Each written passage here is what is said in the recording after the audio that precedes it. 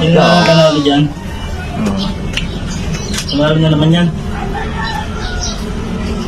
Lalo na. Pare, kaibigan lang. ভাই দাদার তো এখানে পুরো গল্প হয়ে গেল। তো চলেন বন্ধুরা, আজকে এরকম দেখতে চলেছেন অস্থির বাঙালি কিছু অস্থির কাণ্ড কারখানা। তো চলেন আজকের এপিসোড শুরু করা যাক। না আমি তো ফ্রেন্ড হিসাবে ফ্রেন্ড মানে বুঝতে পারলাম না। বন্ধু বন্ধু যারা কিন্তু রাখতে থাকে থাকতে আমি তাহলে এতটা রাত হয়েছে তুমি বাড়ি গেলি না কেন? তুমি তো বললি যে আমি যাবো না, তোমার কাছে থাকবো। এসছি কটা তা তোমরা যাই হোক, এসছি কটা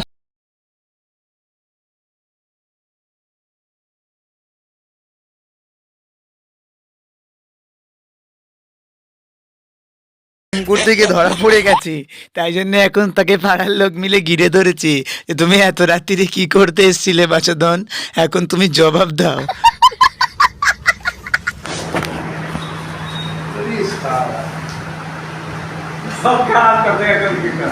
ভাইরাল করে দেবে, ওকে ভিডিও করবে, ওকে বের করো।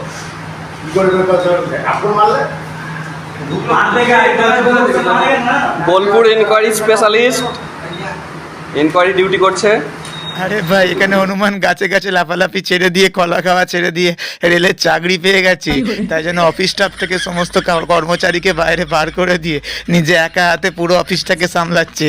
না হনুমান, তোমার জয় হোক। আর যাদের যাদের বিয়ে হচ্ছে না তারা হনুমানের সঙ্গে কন্ট্যাক্ট করো, তোমাকে সরকারি চাকরি এমনিই দিয়ে দেবে। এবার ভাই আপনারা দেখতে চলেছেন যাদের খেয়ে বসে কাজ নেই, এক প্যাক মদ খাওয়ার পর যাদের নেশা চড়ে যায় তারা সারাদিন সারা রাত কেমন করে।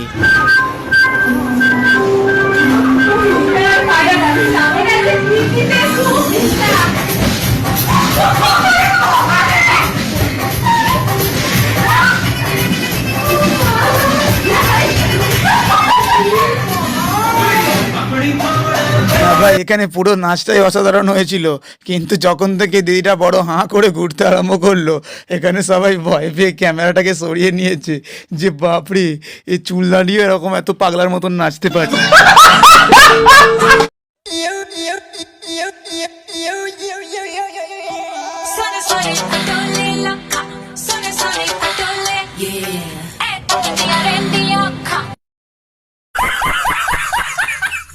মানে ভাই কি বলবো, এখানে বিয়ে হয়ে গেছে দাদা দিদির, আর তাদের ঘরে ঢুকে এখনো পর্যন্ত লুডো খেলে যাচ্ছে তাদের বোন আর ভাইরা। মানে কি বলবো, পুরো ঘর জাম করে দিয়েছে। বলছে আজকে থেকে এই বাড়িতে আমরাই লুডো খেলবো, তোমাদের লুডো খেলার দিন শেষ, আর কোনোদিন লুডো খেলতে পারবে না। হ্যাঁ ভাই, যাই হোক ভাই, এবার তো অনেক ধরনের নাচ দেখেছেন জীবনে, এবার দেখাবো কিছু অ্যান্থেটিক ডান্স, যে ডান্সগুলো দেখে আপনিও মনে হবে যে ওখানে থাকলে অবশ্যই ওদেরকে মেরে তাইরে দিতাম।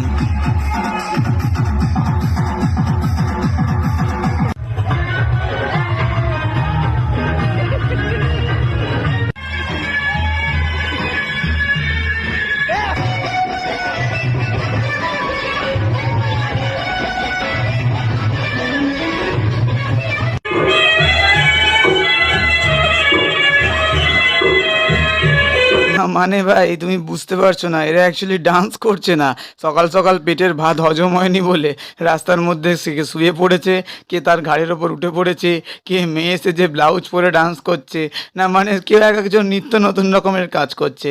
এখানে বুঝতেই পারছো সবকটাই অ্যান্টিক মানুষজন, কে কার গায়ে জল ছুড়ে দিচ্ছে।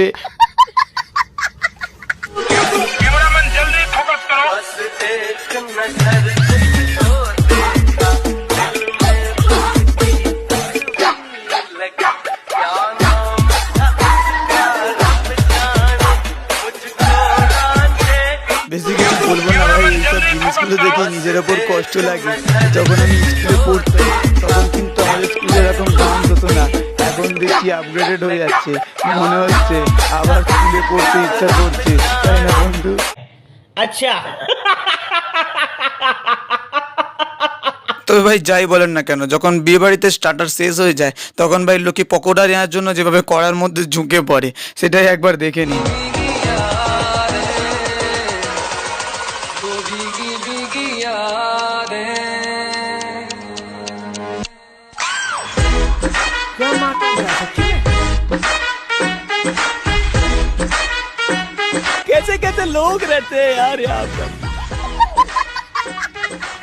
বাবা রে বাবা, এইসব দেখার পর মনে হয় যে জীবনের কোন ব্যাপারে লেভেলে দাঁড়িয়ে আছি আমরা। না মানে গরম করা তেল থেকে ডাইরেক্ট পকোড়া তুলে খেয়ে নিচ্ছে লোকেরা। আর ভিডিও দেখেছো তো, বলছে শালা গরম তেলও আমাদের কিছু করতে পারবে না। তো আর ভাই কি বলবো, তো চলেন ভাই, ভালো থাকবেন, সুস্থ থাকবেন। আর মেয়ের বিয়ে করা দেখুন, আপাতত এটাই ভালো লাগবে। কারণ এখানে ছেলে আর ছেলে তো বিয়ে করতে পারছে না, এখানে কাকিমাই বিয়ে করে নিল বৌদিকে। না জিও কাকিমা, দাদা তো ওখানে অসারে বসেই আছে।